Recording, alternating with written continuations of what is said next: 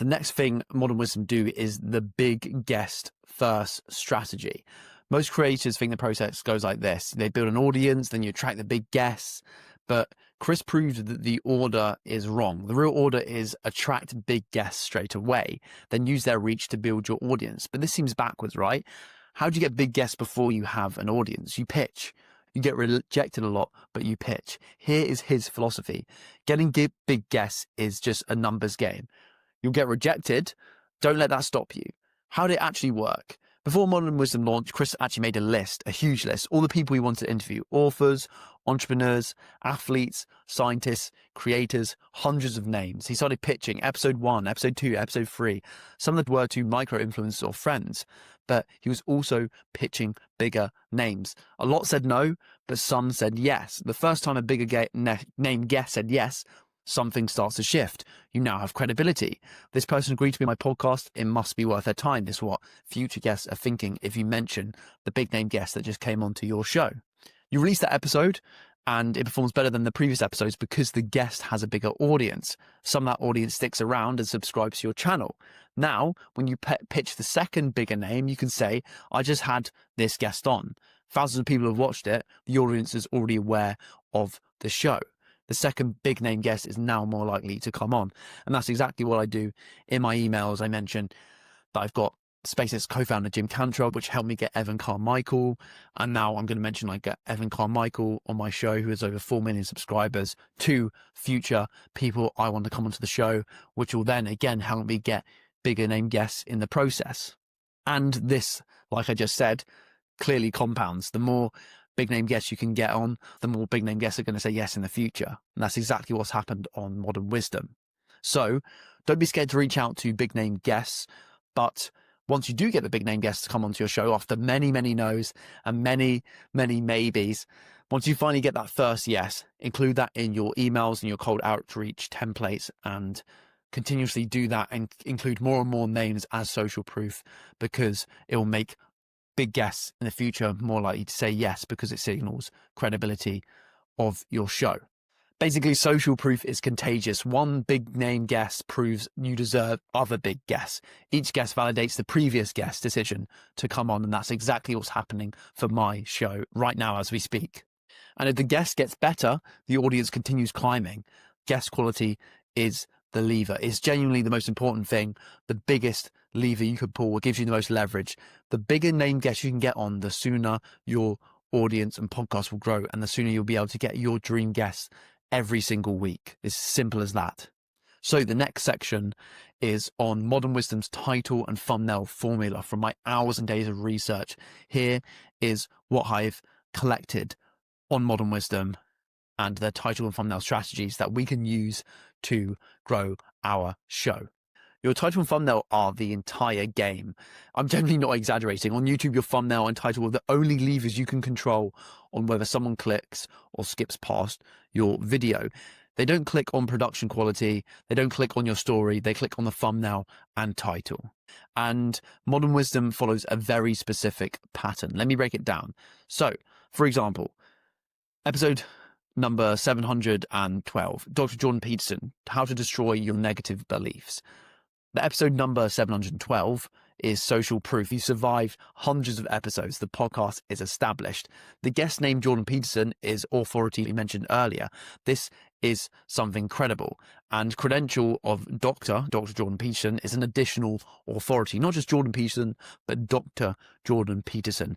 And the power verb destroy is an action word, not understand or learn about. Destroy is active, is powerful. And that the specific outcome is your negative beliefs.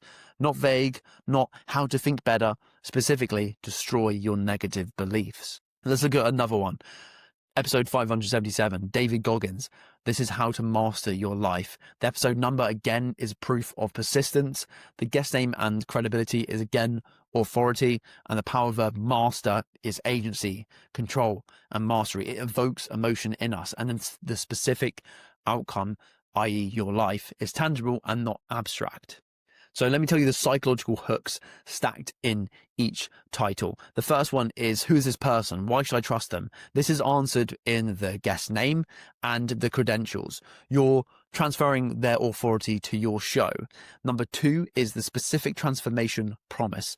What will I get by watching? Not vague lifestyle advice, but specific. Destroy your negative beliefs or master your life. The viewer should be able to imagine the outcome. And then 3 is the curiosity gap. Do I know the answer before clicking? Well, the best titles create this kind of gap. You know the topic, i.e. Jordan Peterson or your negative beliefs, but you don't know the mechanism behind how to destroy it. How do I destroy them? You have to watch to find out. And the 4th technique and principle in the titles that Modern Wisdom use to grow their podcast is powerful language. Are the words passive or active? Compare the passive version. Understanding negative beliefs, and the active, destroy your negative beliefs.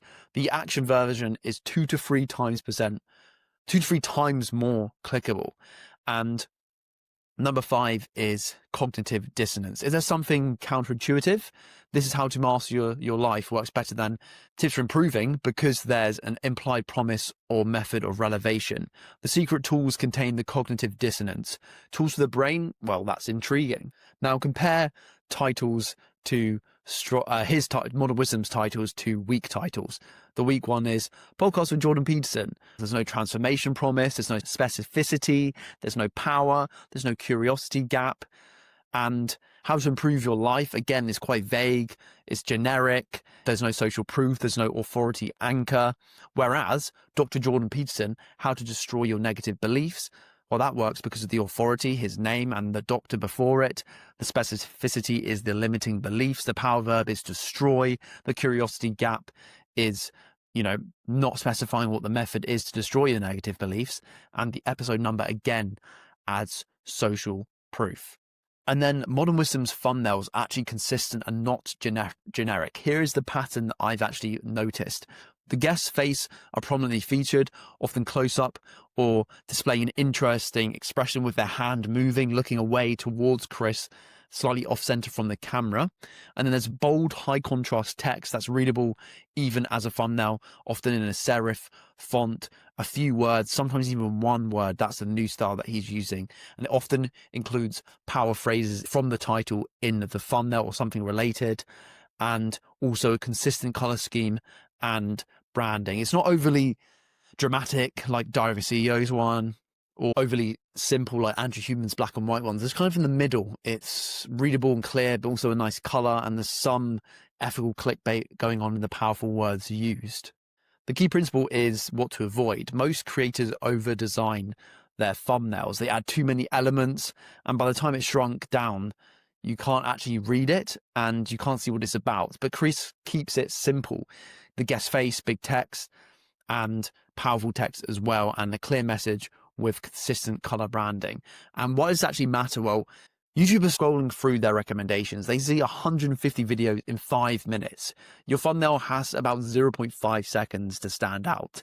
If your thumbnail says nothing in 0.5 seconds, it just doesn't get clicked.